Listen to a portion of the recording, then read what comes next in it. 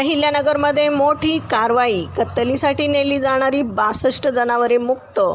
65 लाखांचा मुद्देमाल जप्त. जिल्ह्यात अवैध पशुतस्करी आणि कत्तलखान्याविरोधात पोलिसांनी मोठी मोहीम उघडली आहे.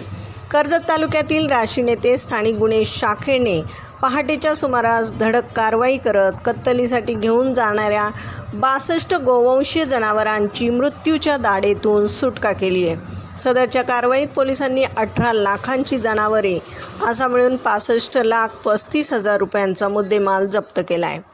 पोलीस अधीक्षक सोमनाथ घारगे यांच्या मार्गदर्शनाखाली स्थानिक गुन्हे शाखेचे पोलीस निरीक्षक किरणकुमार कबाडी आणि त्यांच्या पथकाने ही धाडसी कारवाई केली आहे.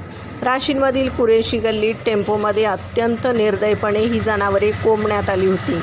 पोलिसांनी घटनास्थळावरून फरदीन कुरेशी याला ताब्यात घेतला असून त्याचे इतर 3 साथीदार फरार आहेत. या प्रकरणी कर्जत पोलीस ठाण्यात महाराष्ट्र पशुसंरक्षण अधिनियमाअंतर्गत गुन्हा दाखल करण्यात आला आहे. प्रतिनिधीसह महाराष्ट्र जनता न्यूज, अहिल्यानगर. महाराष्ट्राचा बुलंद आवाज. क्षणोक्षणी अपडेट. सत्याचा निर्भीड शोध. राजकारण असो वा समाजकारण, शेती असो वा सामान्य माणसाचे प्रश्न, वा असो क्राईम रिपोर्ट, प्रत्येक बातमीचा अचूक वेध. ताज्या बातम्या आपल्यासाठी. पाहत रहा महाराष्ट्र जनता न्यूज.